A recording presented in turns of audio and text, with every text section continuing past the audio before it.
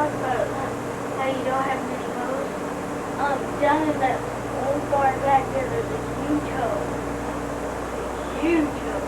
Talking about that old grubbing hole that's back there. One of the old ones got the round eye and it comes down like that. Got a handle in it about that big around. And plus there's like two little pitchforks right there. A huge long pitchfork and a short pitchfork. But there is down. I was aiming to ask you, what in the world would you ever use a pitchfork for that had a handle that was, that handle's from here. I mean, that's the whole pitchfork altogether is probably from my hand up to the corner up there. Is the bought one or the one that looks like it's been put in? Maybe. No, I don't know. It looks like it's been put in. Might have been one that Grandpa just found the stack and put it in. I don't know. This is the longest What one. was it, in the smokehouse or No, in the hayloft? no, it was in the hayloft. Up in the hayloft. Well, they pretty near That's got why away with all the pitchforks. I can't even find but one out here and it's been the handle broken. Grandma, there's two of Make them. sure you walk up. Well, one's a manure fork. I'm pretty sure. You get up in the walk and you go this way. And now where here's the... One of them, right, the big one with the big long handle in it, it's loose on the forks are loose on the handle. Probably was clean dry wrong. I can make it. It's either that or somebody shot outside and we just did here. But it's right next to the hayloft door goes outside. It's right to that. It's right to, if you're standing there in the hayloft looking out the hay mow door. It's right on that side where all Dad's stuff used to be. There's a bunch of planks and stuff over there, and it's laying up on that. Grandpa had a lot of hay baler wire in there. I've been wanting some hay baler wire there too. Should said something today with back there fiddling. I never thought Grandpa was, all of his tools was over there. He had his cross-cut saw in there. I noticed that was the day I went over there and the door was open. I put that rod back in there and tried to fast it back.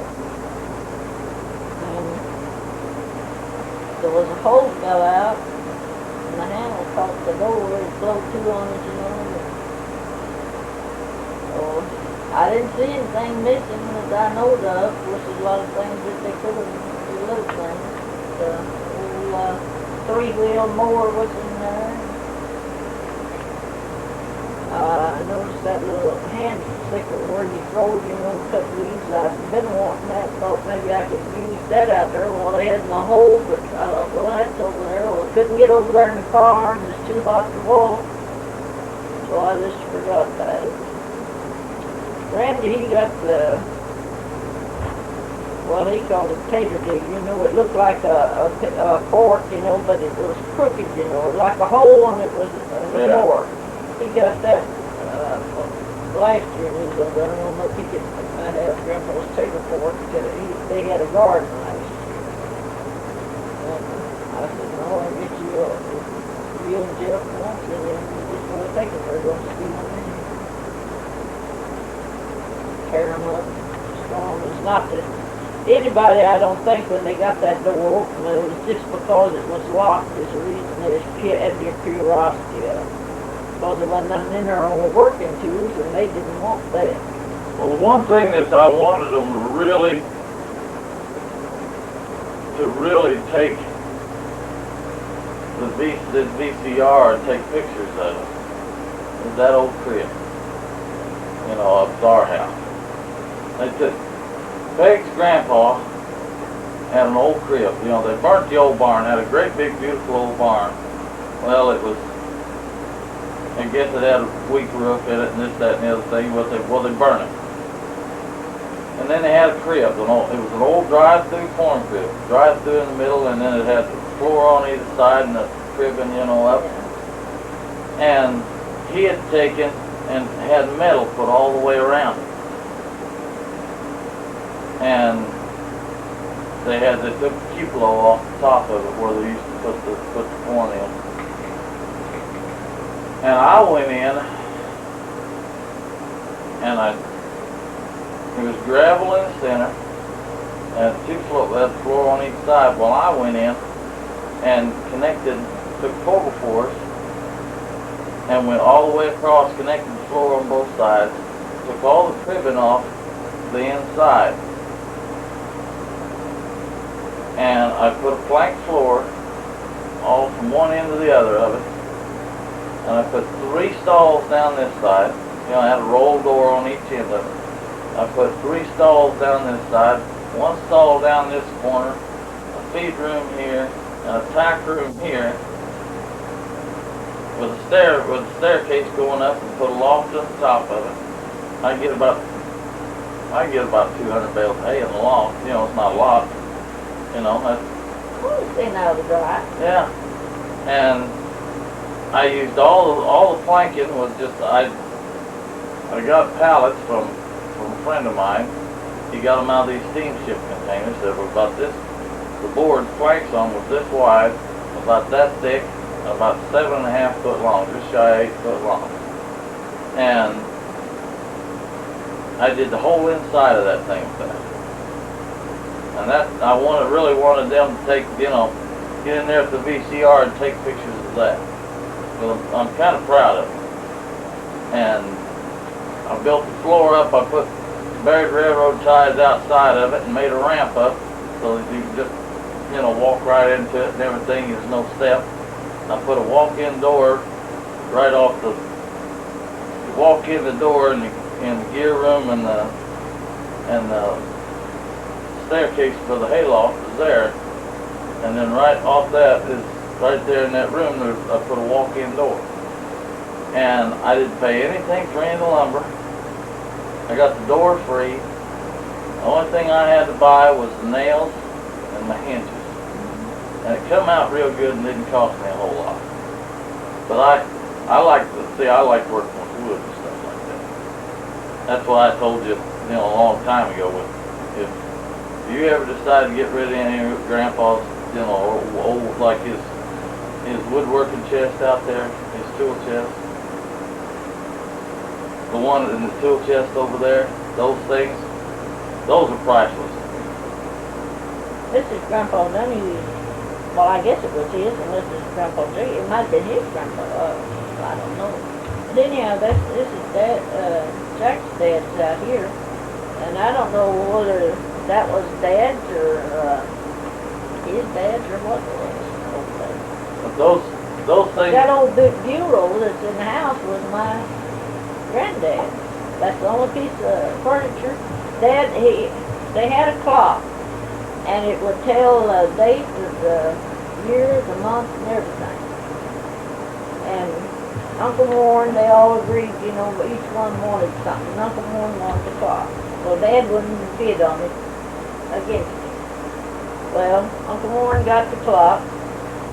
Dad took the chest, and Uncle Warren turned around and sold it to Mr. Jake Warren out there. Dad said he'd give anything in the world to have that clock, kept it in the family, you know. And they said, well, Mr. Warren took the girls, and then when I go in and said, well, they wouldn't take a fortune for that clock. See what some people would love and could use and keep, other people just discard for what. Well, see, I guess to me, stuff like that, it means so much more. The reason it means so much to me, I won't say so much more. The reason it means so much to me is I realize that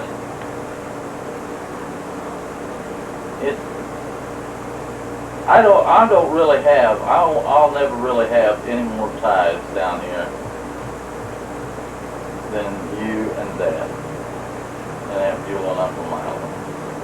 This is, after you folks are gone, my ties to Kentucky is just, just all gone. You know, this is my home. And this is my home. And I guess the reason that kind of stuff means so much to me, Grandma, like that big old chest of drawers that you was talking about, I know Aunt Beulah said something about taking that and getting it refinished one time or something. The reason that kind of stuff means so much to me is because that's my ties. You know, I don't. Jim and Reedy and Carol and them, they I guess they more or less severed their ties. You know, and I guess it doesn't mean so much to them. But to me, I'm family. You know, I think about stuff like that, and things like my family's probably the most important thing in my life, because I know there's nothing else. If a person doesn't have something that gives them roots, that ties them down, they can travel the world and never be happy.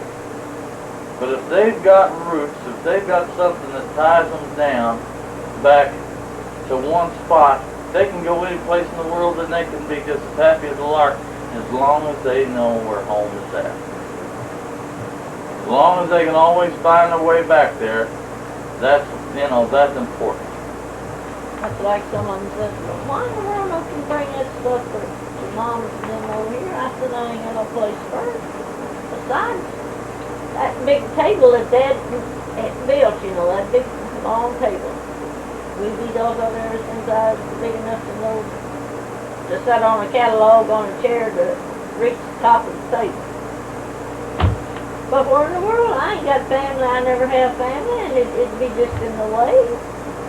But it's still just as good as it was the day he made it, unless it gets to leaking. And someone said that the kitchen the ceiling's about ready to fall off the kitchen, it's leaking again. See, then Grandpa put that roof on this side in 71 when the year he had his stroke. That's what we did the week before, and I always thought maybe that's what caused him, but I don't know whether it was or not. It was leaking, and I told him, I said, well, if you start the bottom, you know, the bottom row, I think I can go ahead and put the shingles on. So he had power to bring them out, and he started the bottom row. He said, you know, he could stand on the ladder and start the bottom row. So I carried it, he sat up there with me. And he started the bottom row, and I went ahead and finished it up. And we got up till it was right at the steeple part, you know, like about 3 or 4 or 5 rows being up. Why, he always wore his gum boots, and he kept slipping, and I was afraid he was going to fall. And it was getting so steep, you know, that I couldn't carry the boards up, the shingles up there, and hold them, and I was afraid he was going to fall, and it's hot, it's September. I told him, I said, well, we've got it up past where it leaks, it's leaking around the chimney, you know, I said, we got it up where it was past the leak anyhow. If you can't get nobody else to put it on, we'll just let it go. So he was talking with John Landrum out here, and he said he'd had a heart attack about 2 years before, and he never had done anything. But he said, if that's all you like, just that much, I think I can do that.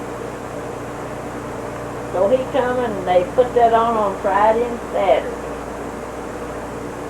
Finished it up. He come kept it off Saturday morning, you know, on the top. And Jack said, I don't see how in the world, John. Said he just put them shingles on his shoulders and walked straight up that roof. Said he just walked up there just like he was on level ground. He said, I told him I couldn't do that. He said, oh, no problem, just on how you get used to walking. So then on Monday morning, he said he called the mill and wanted to know JP how much corn he had in the mill. And he told me it was 8 o'clock. He He said, I'm going over and opened up the gate and let the cows out. And said, you listen and JP calls, find out how much corn I've got in the mill, and I'll go get the feed. Get it, the rest of it out. Before it is, because it's getting time, to put more in. And, well, 9 o'clock, JP hadn't called. He wasn't back. Well, 10 o'clock comes. Oh, that's taking him a long time. Turn out the cows. So we had a garden up there on this side of that little pond, well, pretty, and he kind of make him, what do you want to check up on? I'm all right, I can take care of myself, He didn't like me to check up on him. But I took my bucket and went on like I was going to the garden and went on, so I went on over there and I went to the barn and everything is quiet. Well, he's down there at the house, probably picking up around where him and John dropped off. Went down there and he went down there. Well, I began to get kind of aggravated then. Now, he went off through the woods somewhere and I don't know which way to go look. So I went back to the barn and I thought, well, maybe he went up in the hayloft. And when I got in front of the door, I seen his boot. It's the fur stall, the very fur in the barn. And I went in there and he went down to the metal trough that he's got in the back stall, for put feed corn and stuff out of, and he didn't have no hay rack on that side. And he was laying in that, and he got up and set up. And I went in, and he's sitting there. And I said, what'd you do? Did you fall? Oh, he couldn't talk. I said, did the cows run over you? Well, do you want me to go get the car? Yeah. Well, I come back through. I left the gates open. I noticed the cows were still in the horse loft. And he said when he got over there, the barn got going around and around. He held to the barn and walked in through to the back stall. And he said he always heard, to lay down and put your feet higher on your head, you'd get all right. So that's why he laid down in the cow trough and put his feet up on that concrete wall right. And, well, I come back and I left all the gates that I could open. And I come in and I thought, well, how in the world, he's in the back stall, how will they ever get him clear through that barn to the car? And I kept hearing something pop, pop, pop, you know how tobacco will sound when they pop, cutting it, how it pop when they cut the stalk. And I come on up and I come up here at the end of the house, and Fred and Bradley and Mr.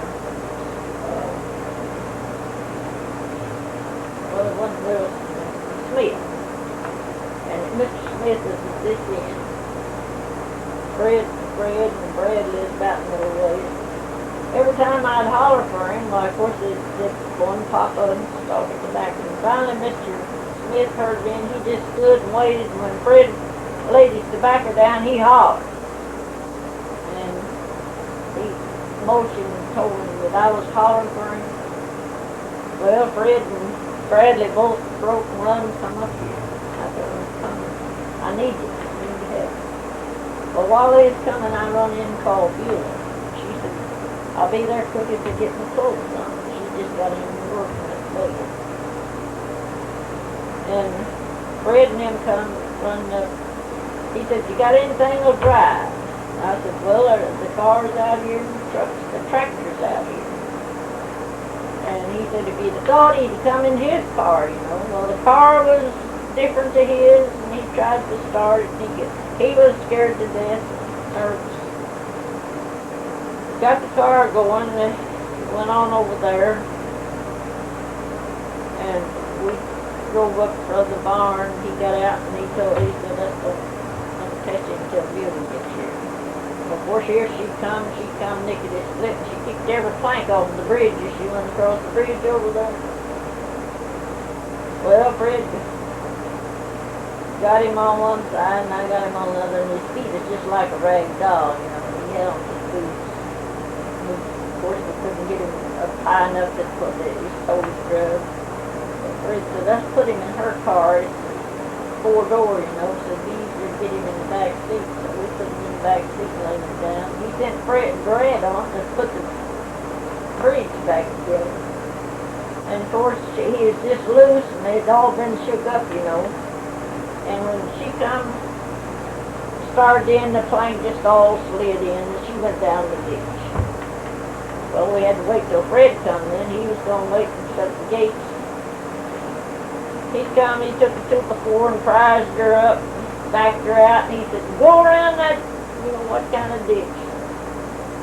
Take out to the field. So that's what we done. We got up here, and while I come in to call ambulance, Bradley and Ewa got his boots off. And they got his shoes and socks on. And got him a dry shirt. He had just let him tear it through and through. But by that time, Ricky was here with the ambulance. And he said, don't try to take his overalls off. Said, I'll just wrap him in a blanket. So he just put a blanket on. And poor little old Brad come in and run around after me. I'd have to try to change dresses, and he is right. I said, what can I do? What now? I said, nothing, Brad. Thanks, let me get my dress off. So we went on to the hospital with him, but we went in, the nurse figured, she looked at him and said, is his eye always been that way? And I just thought, you know, it's the way his glasses was on, but she detected it right now, you know, his eye. He detected his eye. He had a stroke on that side.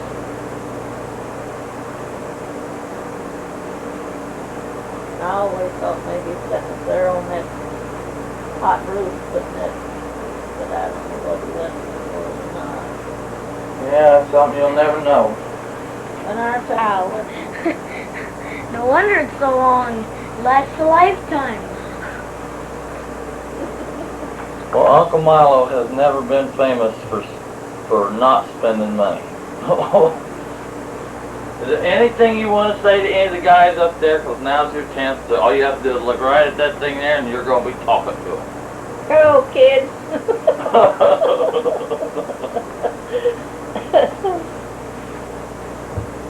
Hi, Grandma. Nice seeing you. And I see you too. But you're in black and white in this picture. I'm all black and white. Why not just be black?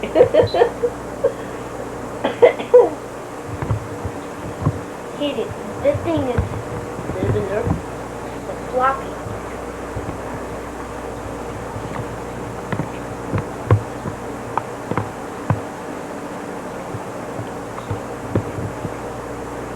No, that's what it is. I've seen the cups and I'm like, whoa, what the heck? Oh, they getting all of my dirty dishes over there and everything. Oh, Yep. Lord. That's what I used to tell Lila. Heck, Nancy. They come and take pictures. You take pictures in my kitchen and show everybody how dirty my kitchen stays. Tumbled up. Smile.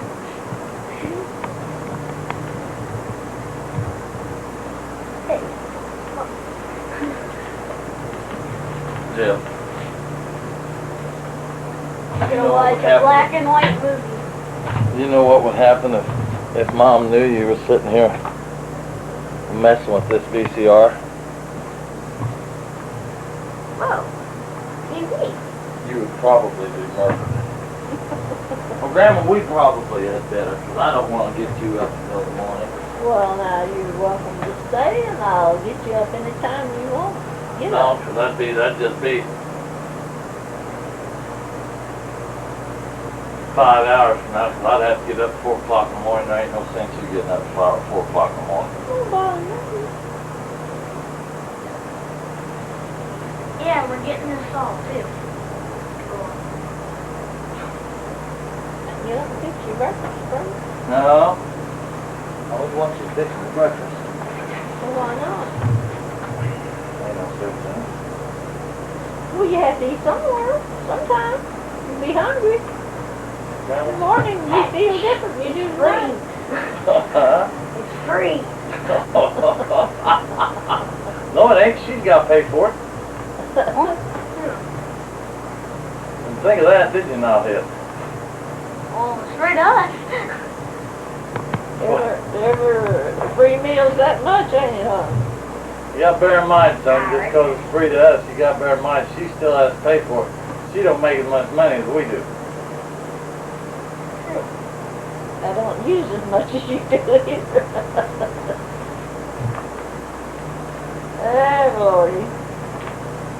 So we make it have enough, that's all that matters.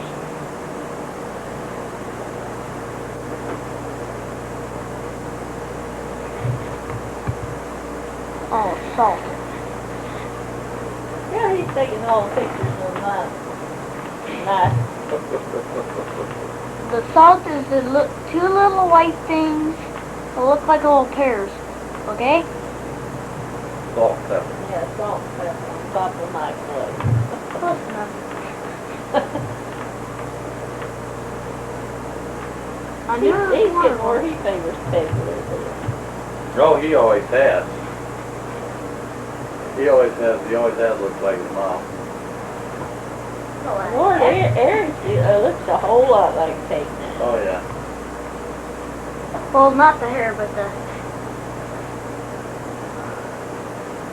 other things. There's like I don't know who Rob looks like. probably looks like his dad. I don't know, I did see his dad. Oh, He don't look like Eric, though. Him and Eric don't look like brothers, hardly. I can probably Or draw used a to be, picture no. of it. He's got kind of dark hair, and then Eric's got light hair. Him He's and tall, slim, and Eric's kind of chubby like. Him and Matt don't look like brothers either. Well, Matt's Don't got look dark anything hair, alike. and he's got light hair. That's not like. Well, Randy's got light actually, hair. the two look sort of like, but not that much. Every other one. Eric's the oldest, he's got light hair, then Rob, he's got dark hair, then Jeff, he's got light hair, then Matt, he's got dark hair, then Miranda, she's got light hair. Matt's gonna look like Rob, and Rob's gonna look like his dad. So, ooh, it's gonna be different. Keep explaining this. Your theory isn't going to plan out here at all.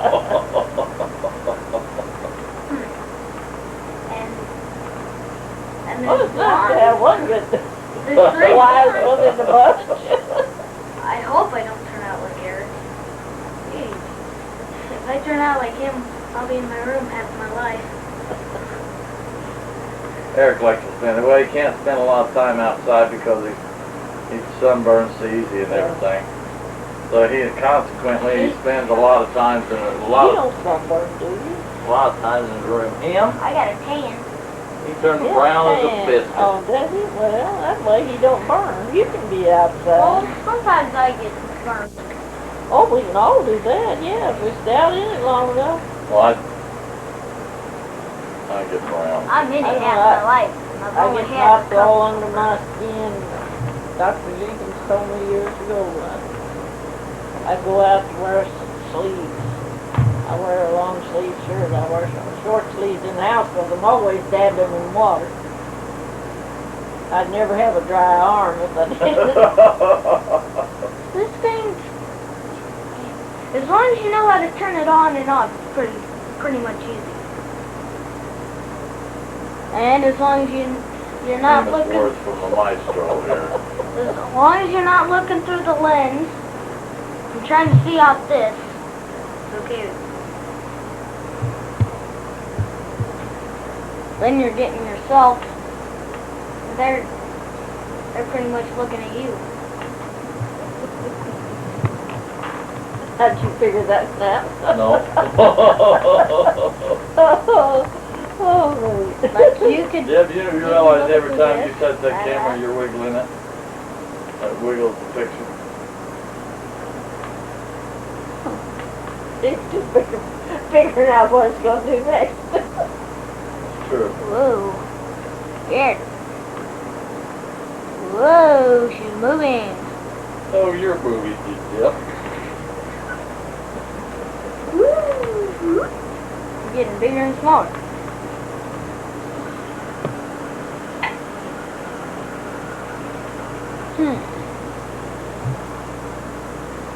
You ever plant a peach seed? I was thinking about trying it.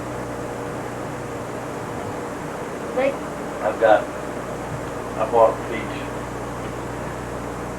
and the pit in it's just big around. That peach is just big. Then there's some cows, you were bringing them in and leaving them up there, I thought let them dry and then. Now Dad used to plant them, I know, Nellie Puckett, You should have when brought she some went lights. to Tennessee to see her uncle We and just them, and she sent Dad a great big sack through the mail, of peach seeds, and he planted it. And that's the way he got his little orchard started over at the other place.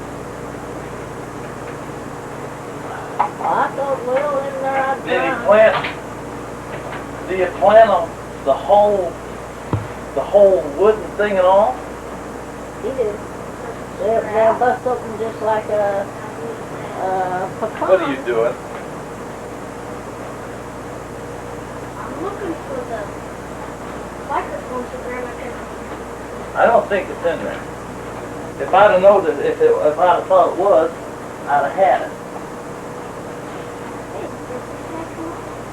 Well, that's just a pad to keep these around.